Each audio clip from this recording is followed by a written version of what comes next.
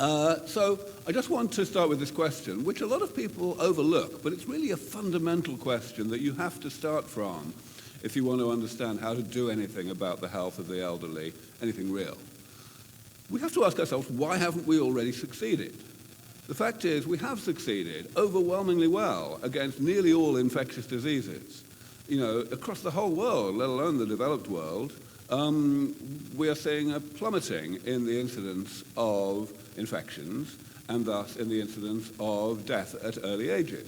Let's remember that even in the wealthiest countries in the world, 200 years ago, more than 1/3 of babies would die before the age of 1. You know, that's pretty shocking, and it doesn't happen anymore. And I do mention the developing world as well, because it's important to remember that this is by no means purely a phenomenon of wealthy countries anymore. Today, there isn't a single country in the whole world with a life expectancy lower than 50. And in fact, there's not a single country outside of sub-Saharan Africa with a life expectancy lower than 60. The overall life expectancy of the whole world added together, including all the big countries in the developing world, is 72 now. So that's only 10 years less than Japan. That's pretty good news. We're getting there. But we're not getting there with regard to aging. The downside, of course, of the success that we have had in eliminating death at early ages is that more and more people get to be old, and therefore they get the age-related diseases and disabilities that we're so familiar with. So, why? Why have these same measures, these same simple medicines and techniques like sanitation and carrier control, why haven't they actually worked against age-related diseases? Well, most people say it's this. Don't worry, you're not supposed to be able to read this slide.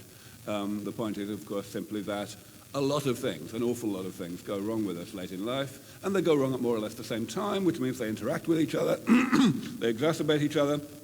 You know, it's all a bit of a mess, really, and most people would say that it's just the sheer complexity that has daunted medical efforts to bring aging under control.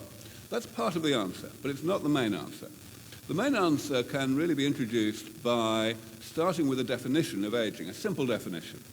And I have to do this because the fact is people are not clear what aging is. If you ask 10 people what aging is, you will typically get about 8 different answers, and that's not good.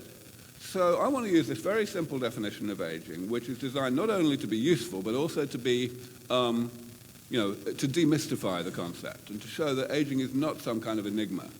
Aging is just the lifelong accumulation of self-inflicted damage, period. That's all it is. Throughout life, we are damaging ourselves at the molecular level and the cellular level simply because these are intrinsic side effects of the processes of metabolism that keep us alive from one day to the next. And the body is set up to tolerate quite a lot of that damage, which is why nothing happens until late in life, to speak of. 50-year-olds are working pretty much as well as 20-year-olds, but then things start to go downhill because you've got more damage than what the body is set up to tolerate. So, very simple. Now, hello? There you go. The thing we do against aging these days is basically we attack these pathologies, these late-life pathologies, and we try to eliminate them from the body. We try to cure them. We call them diseases. It's a bit like tuberculosis. And this doesn't work. Hello, it doesn't work. Now, why would we be doing that anyway? Look at this diagram. It's obvious that that approach is brain dead, because anything that attacks the consequences of damage, since the damage is continuing to accumulate, anything that attacks the consequences is going to become progressively less effective as the person gets older. I mean, it's just obvious. That doesn't stop us spending an awful lot of money, on that approach, but it's never going to work. Now, the reason we make that mistake is because we think this. People overwhelmingly throughout the world have a kind of taxonomy of aging, of sickness, in their heads that looks like what you're seeing on this slide. They say, well, okay, you can be sick from an infection, that's column 1. You can be sick because of an inherited problem, that's column 2. You can be sick because of the chronic progressive so-called diseases of old age, like Alzheimer's and almost all cancers and so on. Or there's this fourth thing, way out in the stratosphere, that's like nothing like disease. It's natural and universal and inevitable, and it's called aging itself. And it consists of these completely nebulous and rather non-specific things like frailty, or sarcopenia. That's obviously, you probably know, the loss of muscle as we get older, or immunosenescence, the decline in function of the immune system. It's like, we almost think of these things as off limits for medicine. which is a bit of a problem because it's completely wrong. Now, this is the correct way to think about sickness. We have all the columns the same as they were on the previous slide, but that big black line has moved. And that is to indicate two things. Firstly, it indicates that it is crazy to think about column 3 as being in any way similar to column 1.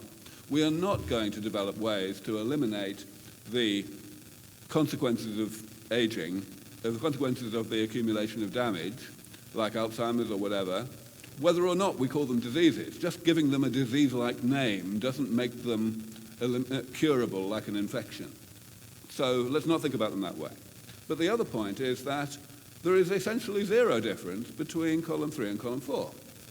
In other words, it really is just semantic. The things in column 3 are the aspects of aging that we've chosen to give disease-like names to. And other than that, there's no difference. They're all consequences of having been alive a long time and accumulated a lot of damage.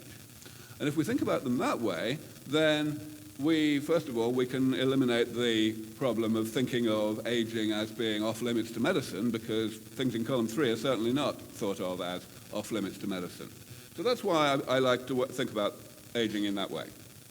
Now, I'm not the first person to have said things like this. In fact, for more than 100 years, there have been people noticing that the geriatrics approach to the problems of aging is brain dead and it's never going to work. And they've said, well, let's be more preventative. Let's try and, in some way, clean up metabolism, make it run more cleanly so that it generates damage more slowly, and therefore we delay the age at which the damage reaches the pathogenic level. But that's also not going to work.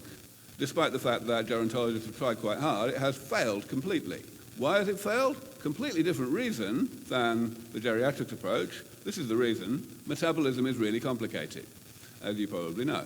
This is, of course, a simplified diagram of a small subset of what we know about how metabolism works. And it's rather hairy. Any of you who write software will see that this is the ultimate nightmare of uncommented spaghetti code. So this is just not going to be something we can tweak so as to stop it from doing the thing we don't want it to do, the creation of damage, without at the same time stopping it from doing things we need it to do to keep us alive and having unintended consequences. It's just like, it's hopeless. And that's even ignoring all the stuff that we don't even know about how metabolism works, let alone the stuff that we don't even know that we don't know. So, not going to happen. But now, what have I said so far? I've pointed out that aging is the accumulation of damage that eventually exceeds the capacity of the body to tolerate. But that definition could have been used just as well to define aging of a car or an aeroplane. Aging is, in fact, not some kind of emergent phenomenon of biology, something like consciousness.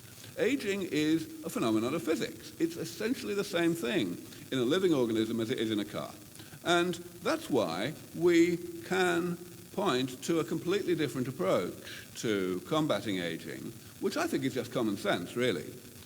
In order to break the link between being alive and being dead, in other words, between metabolism and pathology, all we really need to do is break the thing apart. I've shown you that we can describe the link between metabolism and pathology as consisting of two components. The left-hand one, where metabolism generates damage throughout life, and the right-hand one, where damage generates pathology late in life. And I've told you that breaking either of those two components is a non-starter. It's just not going to work. But breaking them from each other is a different matter entirely. And that's what the maintenance approach is. It says, let's let metabolism generate damage at the normal rate, but then let us periodically repair some of that damage so that it doesn't reach this level of abundance that causes pathologies. That way, we are sidestepping all of our ignorance of metabolism because we're not proposing to actually mess with metabolism and slow down the rate at which it generates damage. And likewise, we're not having to understand the complexity of pathology because we're never going to let the damage reach the level of abundance that causes pathology in the first place. So sidestepping ignorance is the way the technologist thinks. It's the way that basic scientists have difficulty thinking, but it's very useful. And this is the way to do it. The only complexity that we need to worry about this way is the complexity of the damage itself. And it turns out that complexity is not too bad. But first of all, let me explain why this is common sense. It's common sense because it already works. We already succeeded doing it with simple man-made machines.